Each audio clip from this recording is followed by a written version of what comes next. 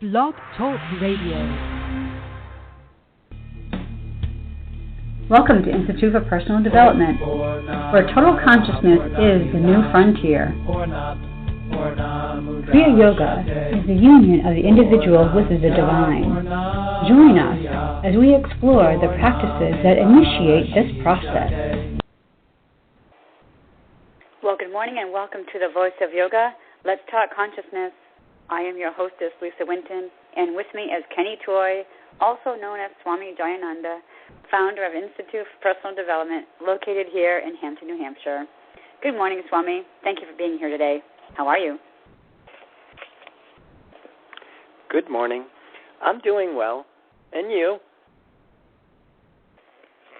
I'm doing great as usual. Well, I want to thank the listeners for tuning in.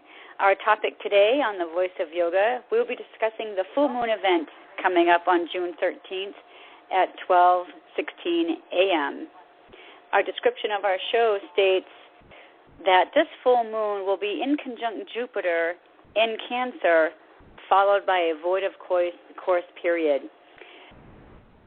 So, Swami, I think maybe what we should do first is maybe kind of explain what all that means. What does inconjunct mean, and the fact that the full moon is in Sagittarius, and then, of course, what is a void of course? Yeah, that's a lot. Well, first of all, I mean, the full moon. The full moon is when the moon and the sun are 180 degrees apart from one another. And one of the things about that aspect is that the moon is then in full visibility. That's when we can see the entire moon. And so just like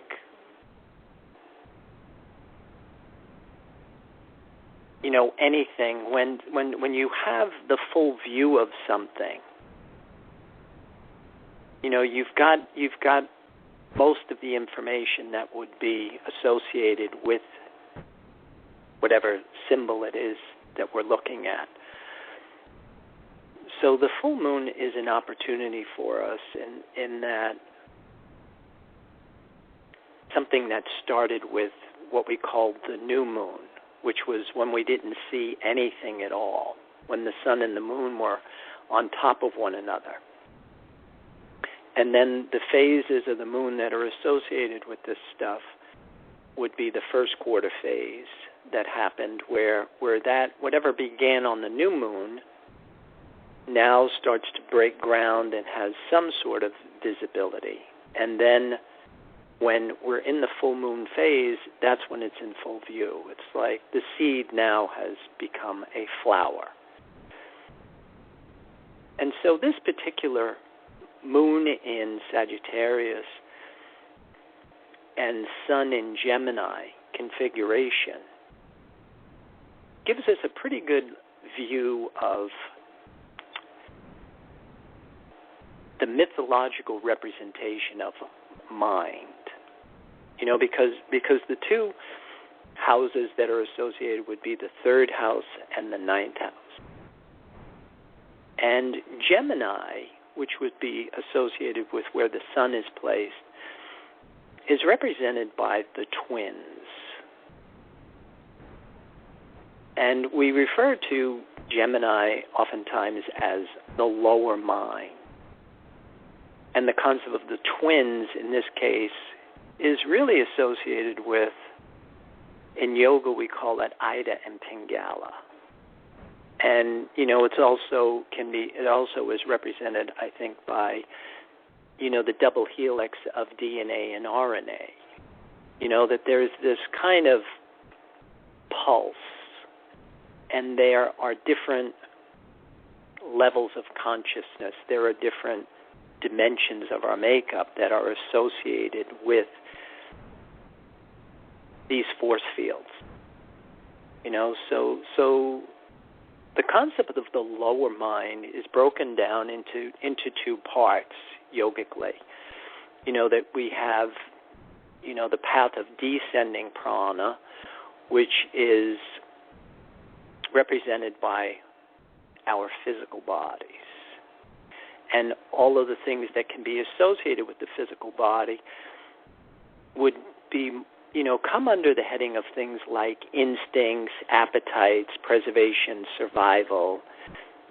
Our bodies contain programming, so it's our unconscious patterning, our conditioned responses.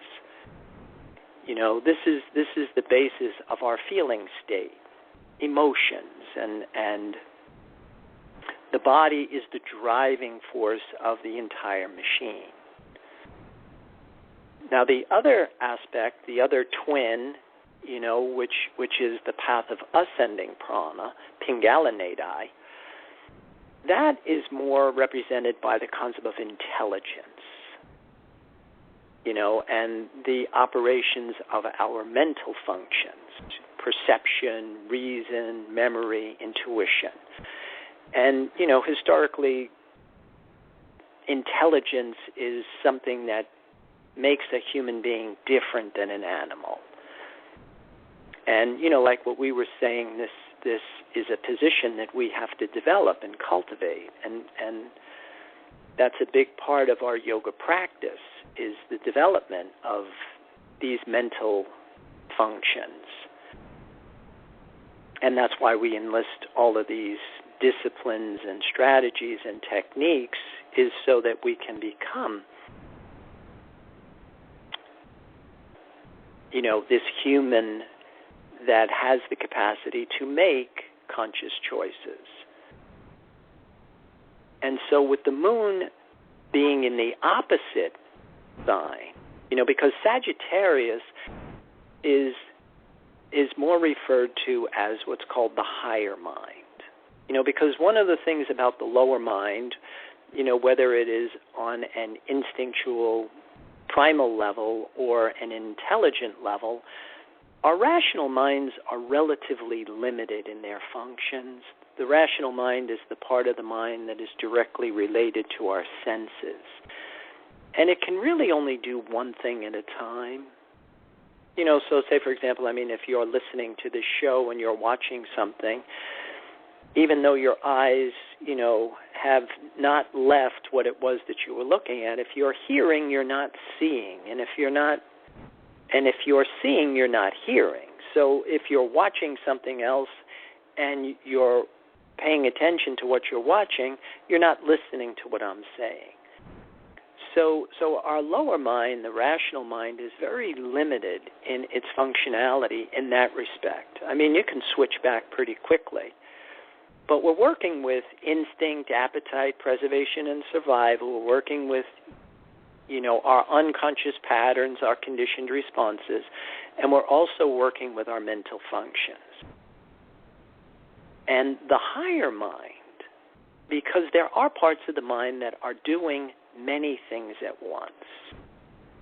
Like the part of our minds that is controlling our heart rate, our blood pressure, our body temperature.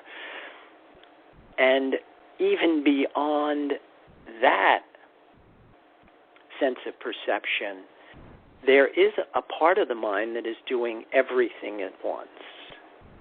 It's kind of like what in quantum physics they call non-locality. This part of this void, this nothing, where everything is happening simultaneously. And so the Sagittarius part, which I think is a really interesting image, because it's represented by the centaur. You know what I mean? Here's an image that is half animal, half human. So it's the integration of Ida and Pingala. It's where, it's a point in human development where we have integrated and identified with these aspects of our lower mind. Because one of the things in the yoga practice that we always say is that intelligence without the benefit of feeling is really cold, it's calculating, it's void of passion, it's void of compassion, it's void of enthusiasm. But the flip side of that is feeling without the benefit of intelligence is perilous. that's the dynamics of addictive compulsive behavior, violence, emotionality. So the centaur is an image of something that has integrated both, descending prana, instinct, appetite, preservation, and survival, and intelligence. But the other, I think, important part of the image is that the centaur holds a bow, and in the bow is an arrow. So here is something that the higher mind is an instrument that can actually reach far beyond the limits of where you are now.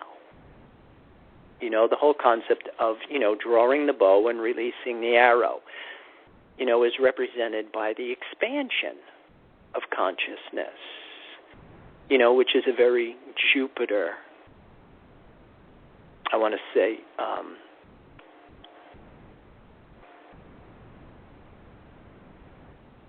function. Like Jupiter is the expansive principle in astrology. So once we have integrated, matter and mind, and we have balanced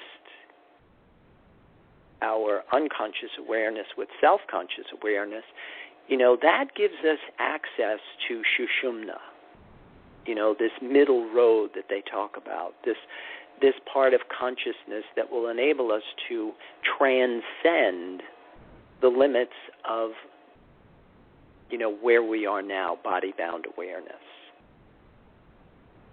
So now, with this particular full moon, we've got all of this information, in full view. So it's a really good opportunity for us to kind of grasp the concept of how our minds work. And then to break it down to understand that, there are different levels of consciousness and there are also different degrees of awareness.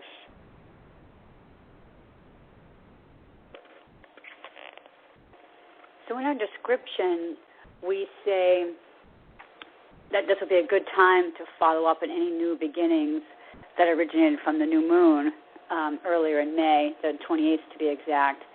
But then we also stated that this may not be the best time for tangible results, but look for subjective changes which will produce in the not-too-distant future. Is there kind of like an example that you can give our listeners as to what we mean by subjective changes? Yeah, because, like we had said here in this particular configuration, because the moon is the principle of how we put things into form, the concept of mother. And because the moon is not going to be an aspect with anything, after this opposition, it's usually considered to be a time when it is not fruitful, which means that we're not going to manifest things right away. But, like we say in yoga, how we think is what we become. Form follows function. That everything begins on the mental plane before it will manifest on the physical plane. So here's the opportunity to use the imagery, to use your thoughts to put things in place. And then, of course, if you continue to nurture that, then it will come to fruition when the moon now starts to pick up aspects with the other planets. All right, great. Well, when we come back from our break, I want to ask you some questions about the houses and how to build a life plan. So, listeners, we will pause for a few moments to hear a word from our sponsor. We'll be with you shortly.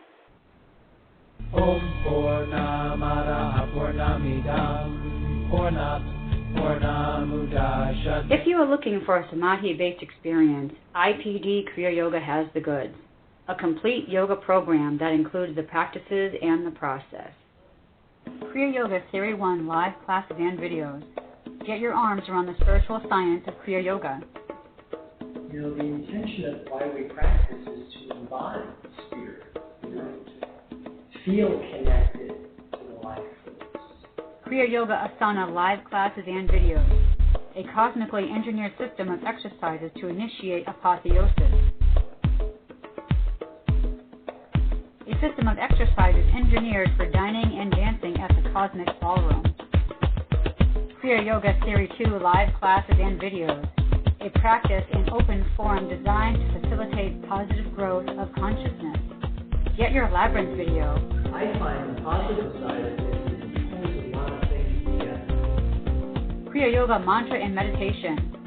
With repetition comes absorption. Pray on prana and become divine. At the same time, we all have a unique talent and gift to give back to the universe. Private sessions. The mysteries of the universe have always been handed down verbally from teacher to student. Call or click now and get started. 603-929-0303 or www.ipdtransform.com. Namaste. Purna Maria Purna Meva Vashishate. Well, welcome back. For those of you just joining us, you are listening to The Voice of Yoga, and we are talking consciousness.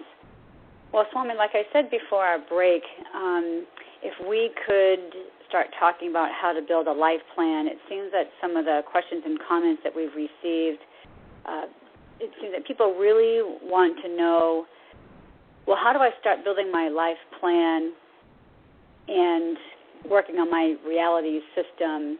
And they also want to know, how do we go through those houses to start shaping their lives? Could you give us maybe some thoughts about that?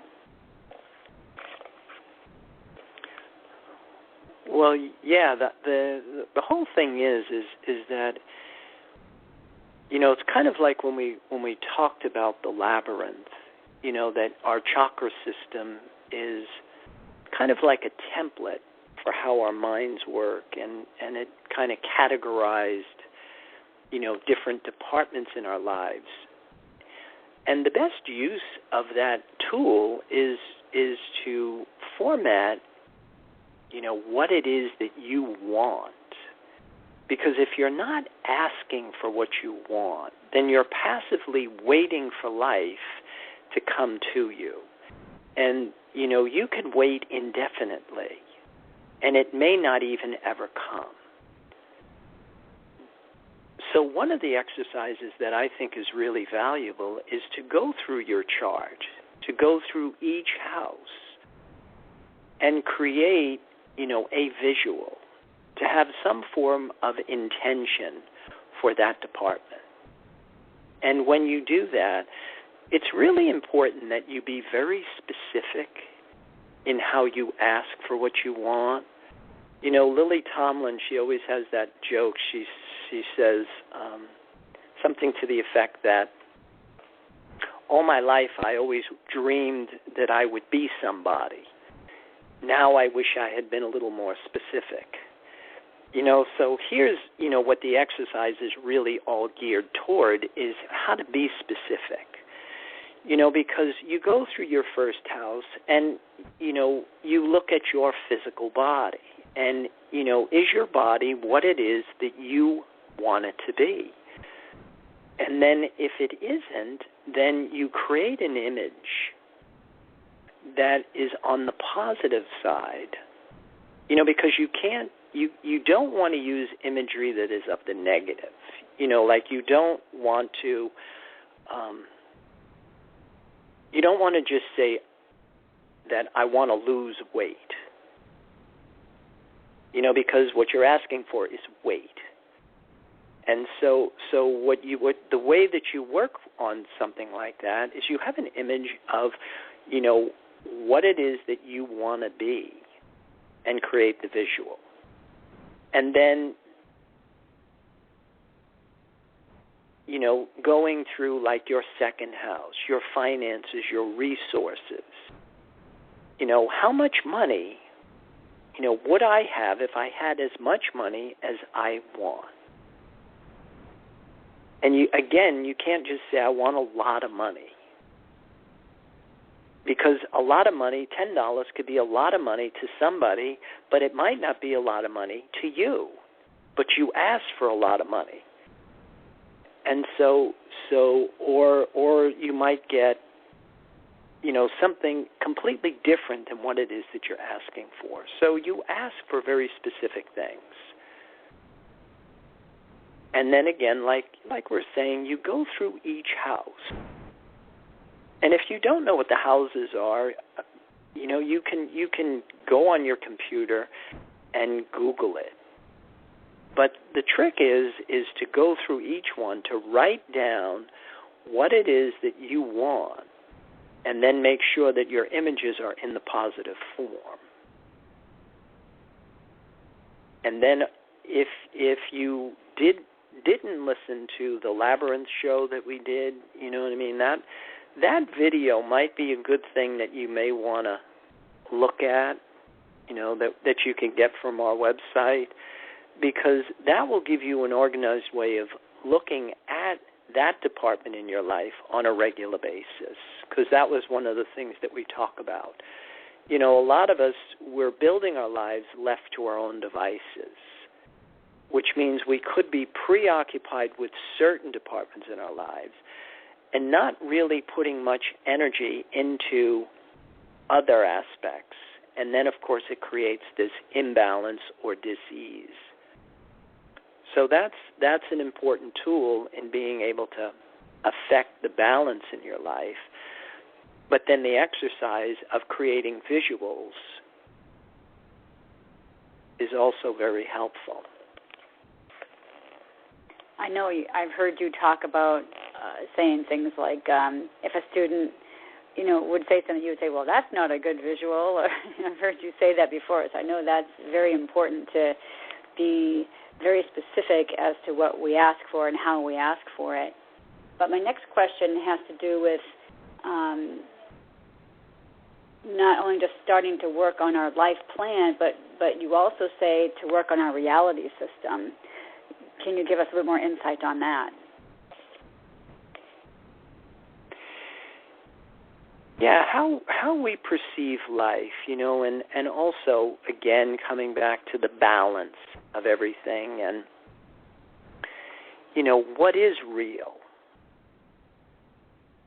Because, again, understanding ourselves means understanding ourselves in the way that we're created. And that means that there's going to be interplay between a physical body, a mental body, and a spirit body. So when you are creating your reality system, you don't want to make sure that you're not just preoccupied with the pain, pleasure, control dramas of your physical body. And you don't want to just get lost in imagery, in your hopes and dreams. And that you also want to have a sense of connectedness to this greater whole.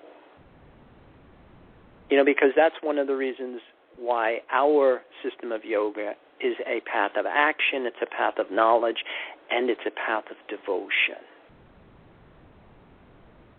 Because that's one of the things that we have been talking about in these shows is, everything is going to be pivotal and determined by what it is that we desire. Because if we desire particles, we will be more of an animal nature. If we desire waves, images, we will be more of a human nature. But if we desire the void, we will be of a divine nature. And of course, the most optimal position of desire is to desire nothing.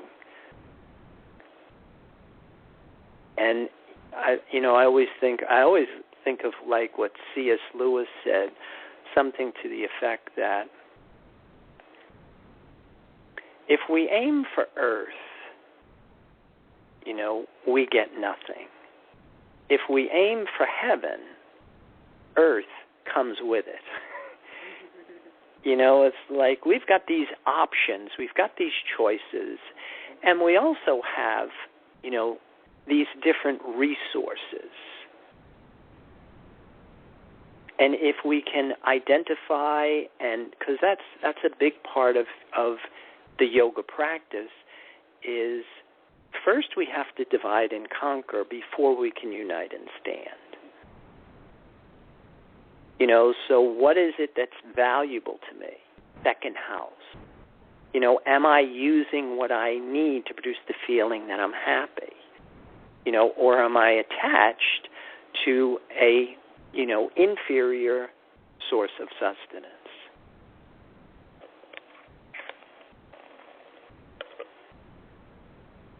I want to invite our listeners out there to visit our website so that they can get more insight as to, like you had mentioned earlier, the Labyrinth video. We have tools that are available to our listeners to assist them in building their life plan and be aware of their reality systems and things like that. So in closing, I would invite our listeners to, again, you know, visit our website, follow us on Pinterest and Twitter, Facebook as well, and to keep those comments and questions and curiosities coming. We do enjoy hearing from you, and Swami will, of course, respond back to you. Now, before we talk about our program next week, do you have any final thoughts about this full moon that's coming up?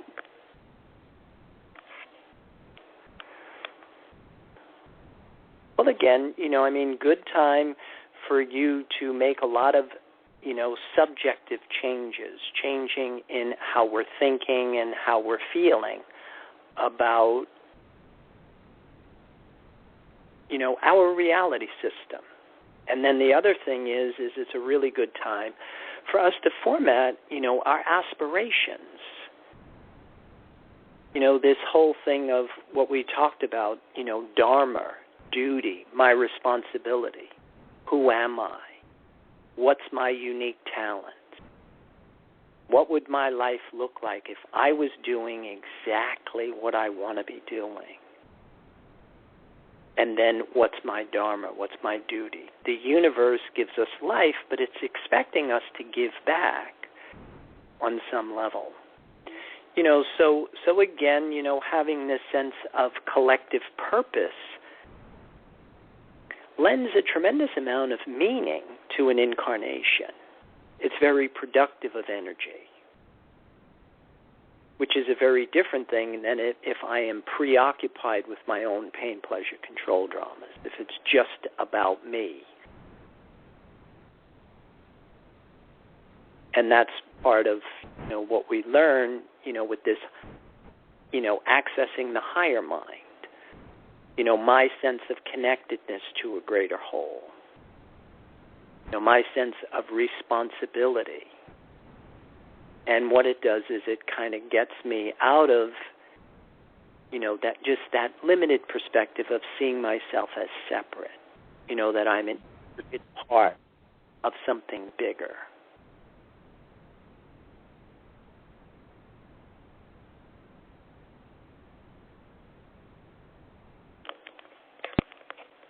Well, thank you for that. And again, I want to invite our listeners to contact us if you would like any help as you take advantage of this opportunity of the full moon. Well, next week on our program, we are going to be talking about temptations and the struggle between good and evil. Should be a great program. Well, thank you, listeners, for tuning into our program today on The Voice of Yoga. I am Lisa Winton, and with me is Swami Jayananda, signing off. Have a wonderful Kriya Yoga kind of day. Namaste. Yeah, and with that, you know, I'll wish everybody, you know, a great week and a happy full moon on a Friday the 13th, and wish everybody a